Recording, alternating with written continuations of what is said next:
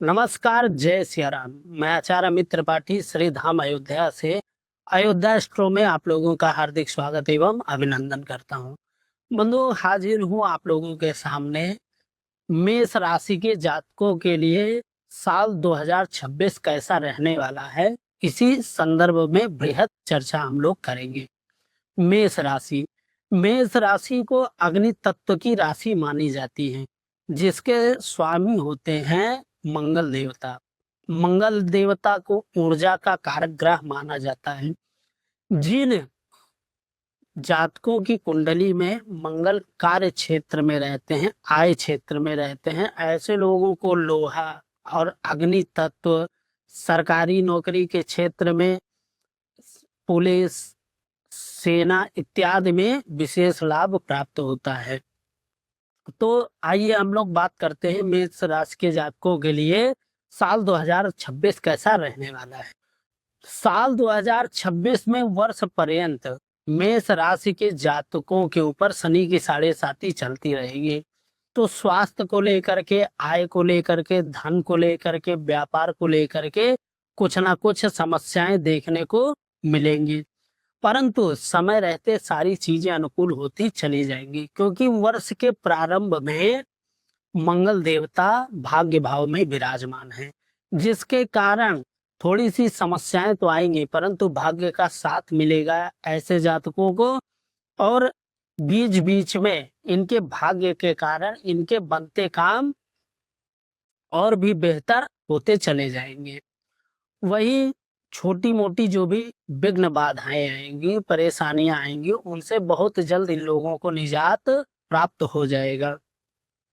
इस वर्ष मेष राशि के जातकों में परिवार में थोड़ा उत्साह का माहौल देखने को मिल सकता है। कई वर्षों से अटका हुआ कार्य संपन्न हो सकता है। घर में कुछ नया सुखद समाचार आ सकता है। अब 15 जनवरी से लेकर के 23 फरवरी तक मंगल देवता मकर राशि में उच्चकर होकर के विराजमान रहेंगे, तो बिगड़े काम बनेंगे और स्वास्थ्य में सुधार होगा। वहीं 23 फरवरी से लेकर के 2 अप्रैल तक मंगल देवता 11वें भाव में राहु के साथ रहेंगे, तो व्यापार के क्षेत्र में, आय के क्षेत्र में कुछ विघ्न बाधाओं का सामना करना पड़ सकता है। वहीं 2 अप्रैल से लेकर के 11 मई तक व्यय भाव में मंगल की युति होगी शनि देव के साथ, तो व्यर्थ की यात्राएं, फालतू का खर्च, फालतू की बीमारियां, फालतू का अस्पताल में खर्च इत्यादि करा सकते हैं। 18 सितंबर से 12 नवंबर तक मंगल अपनी नीच राशि अथवा कर्क राशि में होंगे, तो चोट चपेट, वाहन इत्यादि की दुर्घटनाएं हो सकती हैं और इन सब पर व्यर्थ का खर्च हो सकता है। व्यर्थ की यात्राओं से बचना चाहिए। जो हमारी यात्राएं होंगी व्यापार के लिए या किसी कार्य के लिए, वो लगभग लगभग उन यात्राओं का कोई मतलब निकलने वाला नहीं है। 27 जुलाई से लेकर के और दिसंबर तक शनि देवता बकरी रहेंगे, तो जो भी सरकारी नौकरी में हैं या नौकरी कर रहे हैं, तो उनके ऊपर विभागीय जांच इत्यादि हो सकती है। सरकारी जांच का सामना करना पड़ सकता है। इनके जो सहकर्मी हैं, साथ में कार्य करने वाले, उन लोगों के साथ थोड़ा मनमुटाव की स्थिति बन सकती है, विरोधाभास हो सकता है, मतभेद की स्थिति बनेगी। और व्यापार के लिए अगर यह वर्ष देखा जाए तो व्यापारियों के लिए यह वर्ष मिला जुला परिणाम प्रदान करने वाला होगा। कभी लाभ होगा तो कभी हानि होगी, क्योंकि राहु देवता जो है वो इस वर्ष आपके लाभ भाव में है। तो लाभ भाव में रहने के कारण राहु को अचानक फल देने का ग्रह माना जाता है, तो ये अचानक आपको बहुत अच्छा पॉजिटिव रिजल्ट भी प्रदान कर सकते हैं। और कोई कार्य जिस पे आपको बहुत ज्यादा विश्वास हो कि ये 100% हो ही जाएगा, तो ऐसा कार्य आपका बिगाड़ भी सकते हैं। इसी तरीके का स्वभाव है राहु देवता का। विद्यार्थियों के लिए अगर यह वर्ष देखा जाए तो 2 जून तक विद्यार्थियों के लिए यह समय बहुत बढ़िया नहीं रहेगा।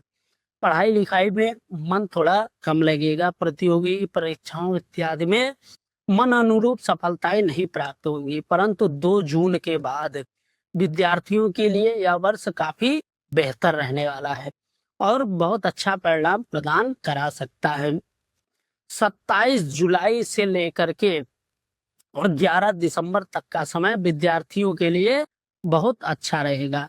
वही बात करें प्रेम प्रसंग की, तो अगर प्रेम प्रसंग की बात की जाए तो इस वर्ष पर्यंत केतु देवता जो हैं वो 5वें स्थान पर विराजमान हैं। तो प्रेम को लेकर के बहुत ज्यादा स्पष्टता नहीं रहेगी और कई बार बंधुओं ऐसा भी होगा कि प्रेम जो है वो विवाद का कारण भी बन सकता है, आपकी मान सम्मान प्रतिष्ठा को आहत करने वाला बन सकता है। तो ऐसे जातकों को प्रेम संबंधी चीजों में सावधान रहने की अत्यंत आवश्यकता है। वही कार्य करे जो मर्यादित हो और बहुत ढंग से हो। अब अगर मिला जुला करके मेष राशि के जातकों का राशिफल 2026 का आकलन किया जाए तो यही प्राप्त होता है कि यह वर्ष मिला जुला परिणाम देने वाला होगा।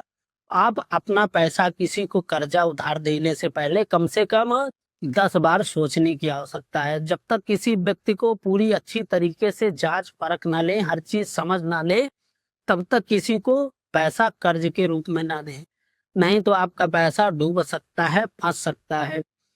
अपने शरीर को लेकर के, स्वास्थ्य को लेकर के सावधान रहने की परम आवश्यकता है। जिन्हें डायबिटीज है, ब्लड प्रेशर है और हार्ट डिजीज इत्यादि की बीमारियां हैं, उन लोगों को समय समय पर अपनी जांच कराते रहना चाहिए। और व्यायाम और सुबह उठ करके मॉर्निंग वॉक करना इन लोगों के लिए परम लाभप्रद रहेगा।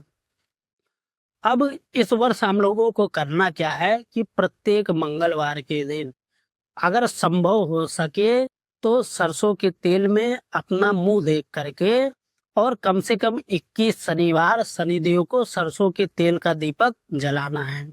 प्रत्येक दिन सुबह शाम हनुमान चालीसा का पाठ करना है। शनिवार के दिन अगर हो सके तो काला तिल डाल करके सरसों के तेल का दीपक प्रज्वलित कीजिए। आप जब भी ऑफिस निकलिए, किसी काम के लिए निकलिए, तो हनुमान जी महाराज को प्रणाम करके उनका आशीर्वाद लेकर के ही अपने ऑफिस के लिए या किसी विशेष कार्य के लिए अपने घर से प्रस्थान कीजिए।